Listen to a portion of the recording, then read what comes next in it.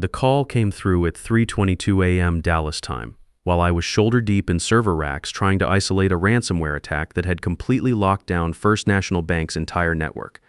My phone buzzed against my belt. I ignored it, then it buzzed again and again. I'm Logan Pierce, 48 years old, and that phone call was about to change everything. I pulled off my work gloves and checked the screen. Ryan Campbell, my supervisor at CyberShield Technologies, calling from headquarters at what would be normal business hours for him. I almost didn't answer. When you're managing a cybersecurity crisis that's costing $180,000 per hour in lost banking operations, phone calls from corporate feel less urgent than the red warning alerts flashing across every screen in the data center. But I answered anyway, because that's what 20 years of being the guy who fixes the unfixable conditions you to do. Old habits from the Air Force die hard. Pierce speaking. Logan, it's Ryan. I need to inform you of a company decision.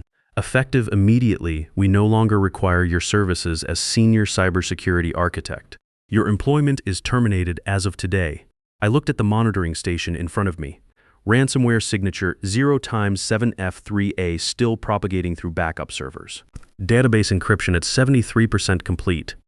Core banking systems completely offline along with ATM networks and online services due to security lockdown protocols. Justin Miller, First National's IT director, standing 10 feet away, looking at me like I was his last hope. Because I was literally the only person who understood their custom security framework well enough to reverse engineer a solution this complex. I understand, I said, keeping my voice level. I'll inform the bank director that you'll be handling the recovery procedures for the crisis I'm currently managing. Silence long enough that I thought the call might have dropped. What crisis? The ransomware attack that brought me to Dallas yesterday.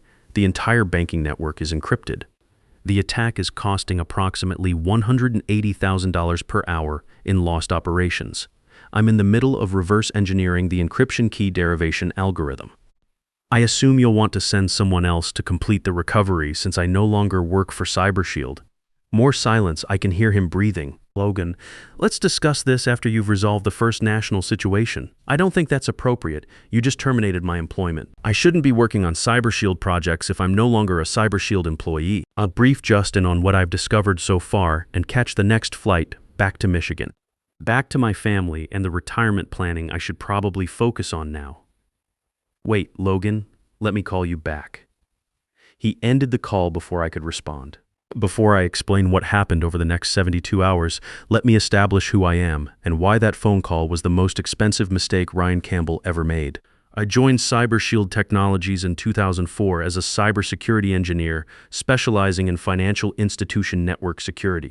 Before that, I'd spent 8 years in the Air Force working on communication systems security at Ramstein Air Base in Germany. The military taught me discipline, attention to detail, and how to work under pressure when lives and missions depended on getting things right the first time. Those skills translated perfectly to civilian cybersecurity work, where bank failures could wipe out people's life savings and community businesses. CyberShield designs and maintains cybersecurity infrastructure for banks, credit unions, and financial services companies, where data breaches can cost millions and network downtime shuts down entire regional economies. My role was responding to complex security incidents that standard cybersecurity protocols couldn't handle.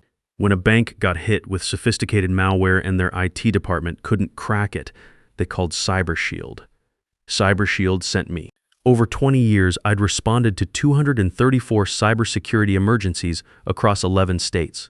I'd reverse-engineered custom ransomware, traced advanced persistent threats, recovered encrypted databases, rebuilt compromised authentication systems, and eliminated dozens of attack vectors that could paralyze multi-billion-dollar financial institutions. Most importantly, I developed deep institutional knowledge about the specific security frameworks CyberShield had designed and implemented. Every client had unique requirements. Every installation had custom modifications. Every system had vulnerabilities and edge cases that existed only in my experience-based understanding of how those networks behaved under attack. My wife Ashley always said I collected broken networks like some men collected vintage cars. She was probably right. After 28 years of marriage, she knew me better than anyone. Our daughter Sarah, now 22 and in her senior year at Michigan State, used to joke that Dad could fix any computer but couldn't program the TV remote. She wasn't wrong about the remote, but she understood that what I did mattered. When Sarah called me 2 weeks before this crisis, Worried about her final semester expenses, I'd assured her everything was fine. "Don't worry about the money, sweetheart. Dad's got this covered." I'd been planning to dip into our emergency fund to cover her remaining tuition. Now, sitting in this data center at 3:30 a.m., unemployed with a mortgage still hanging over our heads, that conversation felt like it happened in a different lifetime. That knowledge was what made me valuable. That knowledge was also what Ryan Campbell had just eliminated from CyberShield's available expertise at the worst possible moment. The first national crisis had started 38 hours earlier. First, National Bank, Texas. One of CyberShield's largest clients had called our emergency hotline at 9:15 p.m. Central Time on Thursday, reporting that their entire network had been compromised by ransomware. First National operated 43 branch locations across Texas and processed approximately $180,000 per hour in transaction volume during normal business operations. Complete network lockdown meant they couldn't process transactions, access customer accounts, or operate ATMs across their entire footprint. CyberShield's standard protocol for cybersecurity incidents was to start with remote analysis. I spent 4 hours on encrypted video calls with First National's IT team, examining network logs, analyzing malware signatures, and reviewing the attack timeline. By 1 a.m., I determined this wasn't something that could be resolved remotely. The attack pattern suggested a sophisticated ransomware variant that had specifically targeted First National's custom authentication protocols and encrypted their primary database clusters using a proprietary key derivation algorithm. This was the kind of challenge that reminded me why I'd stayed in this field for so long. Complex problems that required experience, intuition, and the kind of methodical approach the Air Force had drilled into me decades ago. It was also exactly the type of situation that made Ashley worry about my job stress levels. "You are not getting any younger, Logan," she'd said over coffee just last month. "Maybe it's time to think about consulting work. Less travel, more control over your schedule." She'd been hinting about this for months, worried about the toll these emergency calls were taking on me.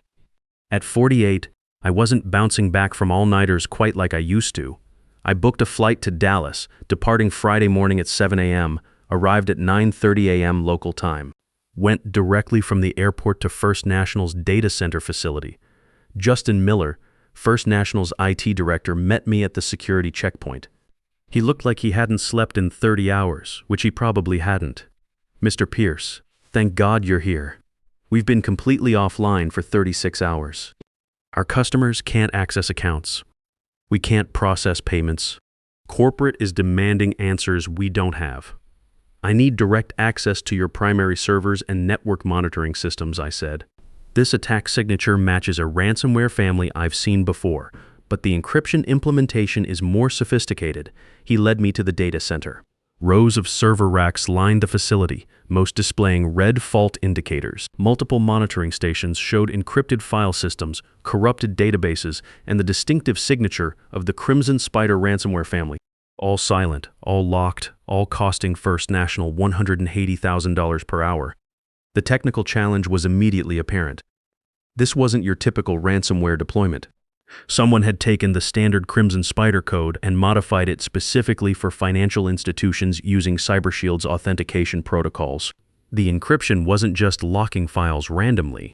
It was systematically targeting the authentication handshake sequences that allowed legitimate users to access banking systems. I spent the next 8 hours analyzing the attack vector, reverse engineering the encryption algorithm, and tracing the ransomware's propagation pattern through First National's network. The methodical approach reminded me of troubleshooting communication arrays in the Air Force, except instead of keeping pilots connected to ground control, I was trying to keep families connected to their bank accounts. The work required diving deep into assembly language code, something most modern cybersecurity professionals avoid. But the custom authentication system that CyberShield had built for First National 3 years ago used low-level programming techniques that were necessary for the security requirements, but made the system uniquely vulnerable to this type of targeted attack. By 6 p.m. Friday, I'd identified the vulnerability that allowed initial access and isolated the algorithm the ransomware was using to generate encryption keys. The attack had exploited a zero-day vulnerability in First National's custom customer authentication system that CyberShield had designed and implemented, It was elegant, sophisticated, and exactly the kind of attack that required someone who understood both the original system design and current threat landscapes. The attackers had identified a buffer overflow vulnerability in the authentication module and used it to gain administrative access to First National's domain controllers. From there, they deployed Crimson Spider ransomware configured with a custom key derivation function that made standard decryption tools useless. The ransomware was specifically engineered to target financial institutions using CyberShield's authentication framework. The vulnerability was in custom code that CyberShield had written specifically for First National's installation. That code existed in only 4 other banks across the country. I'd been part of the team that designed and implemented it. I was one of 2 people in the entire world who understood how the authentication handshake worked at the assembly language level. The other person was Mason Cooper, and Mason was currently in Colorado dealing with a credit union that had been hit by a different type of attack entirely. Even if CyberShield could pull Mason from that engagement, it would take him days to review the system documentation and understand the specific implementation details that were causing this particular vulnerability. Fixing it required reverse engineering the key derivation function, exploiting a timing vulnerability in the ransomware's encryption routine, recovering the master decryption keys from residual memory, and then systematically decrypting and restoring 847 gigabytes of database files across 23 server clusters. I estimated 16 to 20 hours of work. I started at 7 p.m. Friday night. The work was methodical, almost meditative, each step built on the previous one. First, I had to understand exactly how the attackers had modified the standard Crimson Spider code to target CyberShield's authentication protocols. Then I had to identify the mathematical patterns in the key generation algorithm. Finally, I could exploit the timing vulnerability that would allow me to recover the encryption keys from system memory. By midnight, I was making solid progress. The key derivation algorithm was more sophisticated than I'd initially thought, but it followed logical patterns that I could trace and reverse engineer. By 3 a.m. Saturday, I had successfully reverse engineered the key derivation algorithm and was in the process of extracting encryption keys from memory dumps when Ryan called and told me I was fired. After Ryan hung up, Justin approached me cautiously. "Logan, you look concerned. Is everything okay? I just got terminated by my employer while in the middle of recovering your banking systems." His expression went from tired to panicked. "Terminated? But you're the only person who understands our security framework. What happens to our systems? That's an excellent question. CyberShield will need to send someone else to complete the recovery. How long will that take? The only other engineer who understands your authentication system is Mason Cooper. Mason is in Colorado managing a credit union breach. CyberShield might have to wait until he becomes available." "How long?" "Mason's engagement in Colorado is scheduled for another 10 days. After that, he'd need time to review your system documentation and understand the attack pattern. Could be 2 weeks total." Justin's face went white. "We can't wait 2 weeks. Every day offline costs us $423 million in lost operations. 2 weeks would be over $60 million in losses plus regulatory penalties, plus customer exodus. Then I suggest you contact CyberShield Corporate and explain the urgency." At 4:47 a.m., my phone rang again. This time, it was Brandon Walsh, CyberShield's Chief Technology Officer. Brandon had been with the company for 16 years and understood exactly how critical my role was to incident response. "Logan, I just got off the phone with Ryan. There's been a misunderstanding about your employment status. We need you to complete the First National engagement before we discuss any personnel matters." Ryan was very clear. He said my employment was terminated effective immediately. That's not a misunderstanding. That's termination. I understand this is confusing, but let's focus on resolving First National's crisis first. We can address your employment situation after you've restored their banking operations. I don't think that's appropriate. If I'm terminated, I shouldn't be working on CyberShield projects. If I'm not terminated, then Ryan needs to call me back and clarify that he made an error. Long pause. I could hear Brandon thinking through the implications. If he said I was still employed, he'd be contradicting Ryan's termination and creating internal political problems. If he said I was terminated, he'd be admitting that CyberShield had just eliminated their crisis response capability in the middle of their most expensive emergency. The Air Force had taught me that in crisis situations, clear communication and defined chain of command matter more than anything else.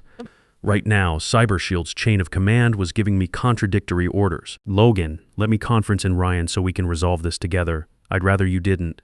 Ryan was clear about his decision.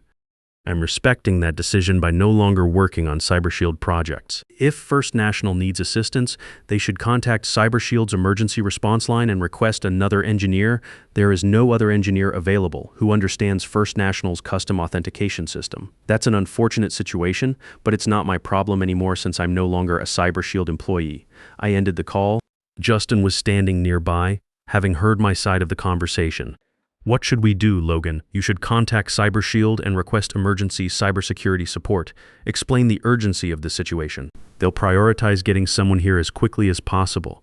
But you're here now. You understand our systems. You were in the middle of recovering our data. Can't you just complete the work?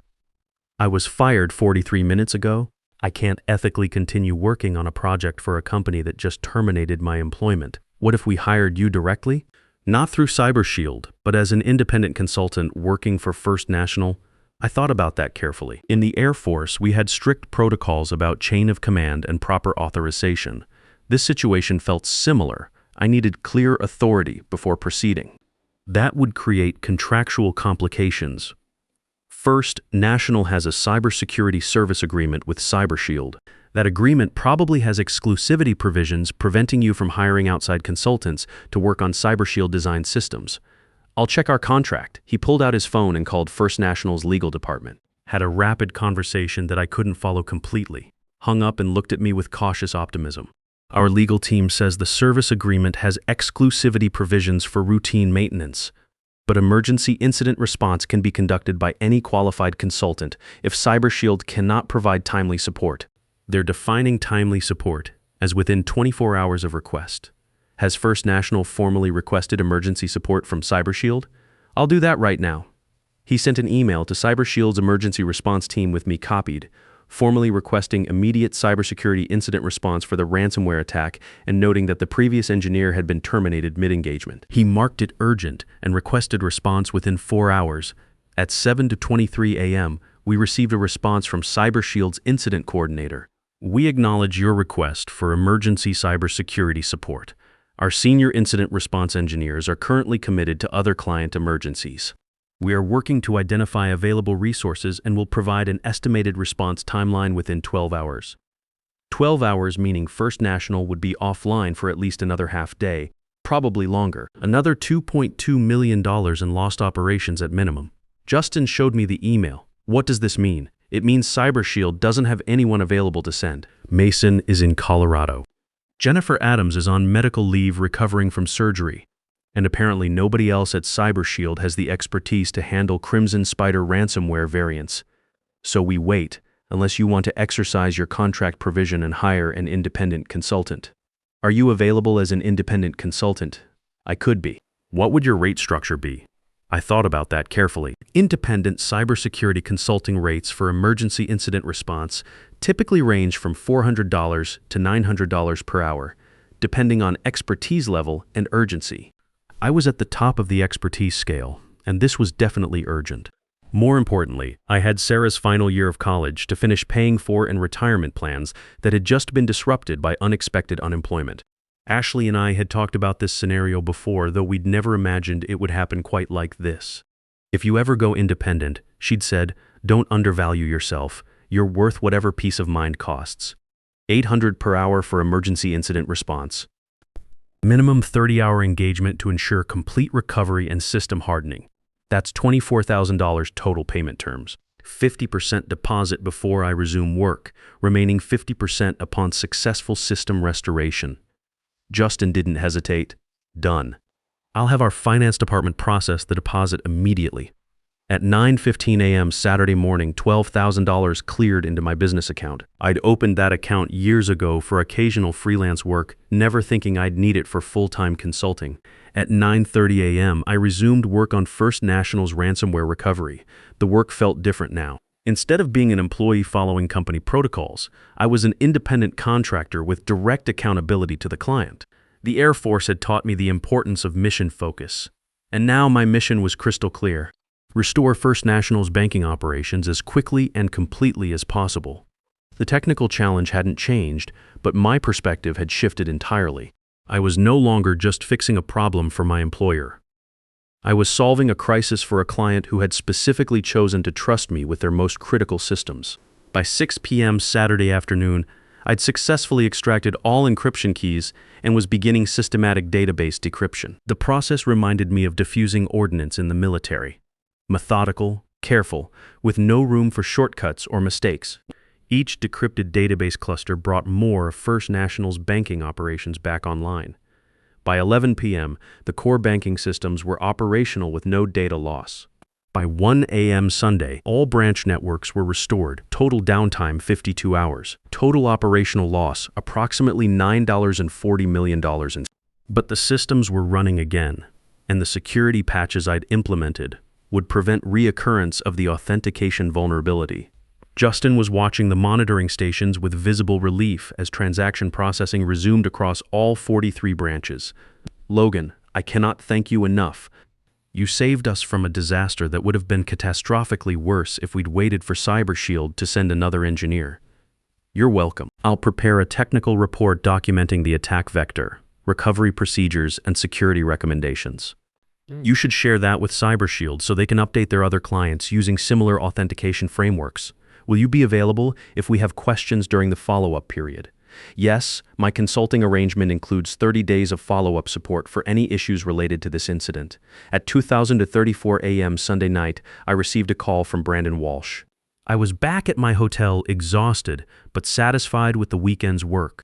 More importantly, I was starting to realize that this unexpected career transition might not be the disaster I'd initially thought.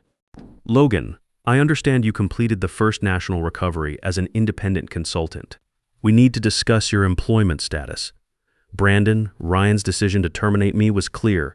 I'm now operating as an independent consultant. It's more lucrative, and I have better control over which projects I accept. What does that mean for CyberShield? It means CyberShield will need to develop other engineers with similar expertise or accept that your incident response capability is significantly reduced. That's not acceptable.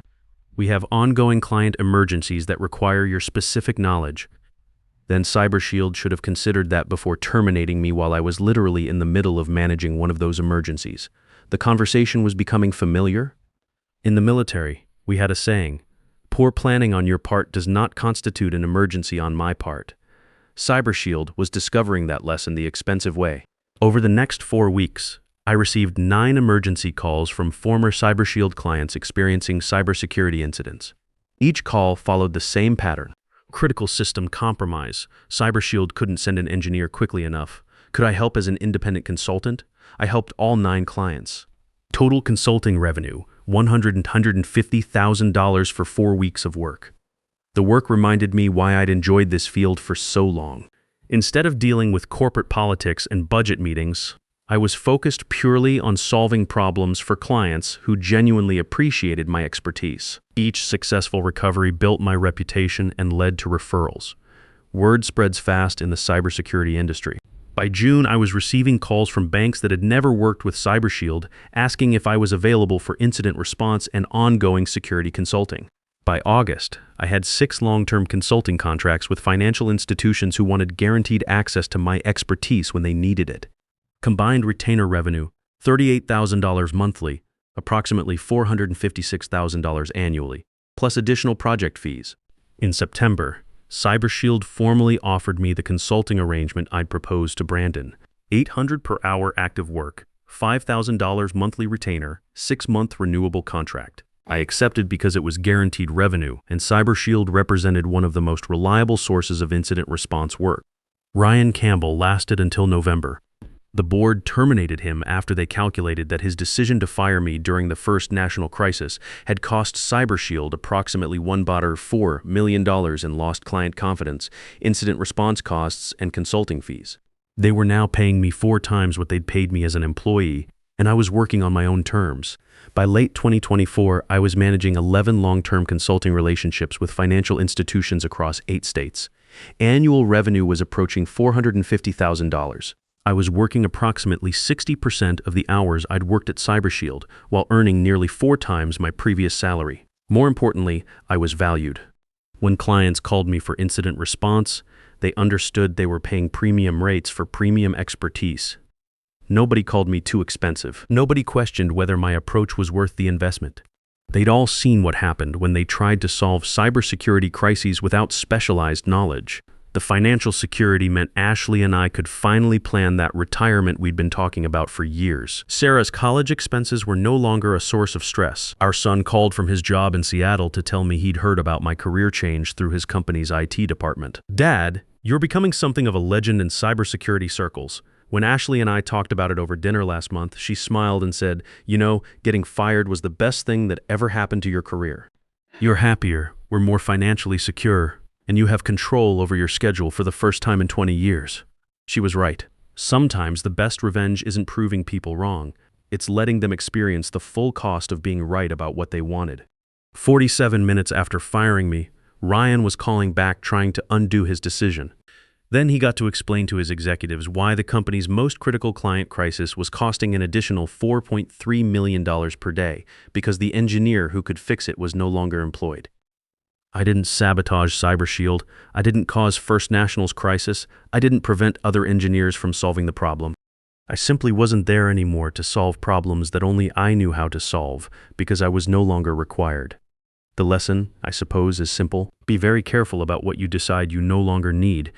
You might discover it was the only thing standing between order and expensive chaos.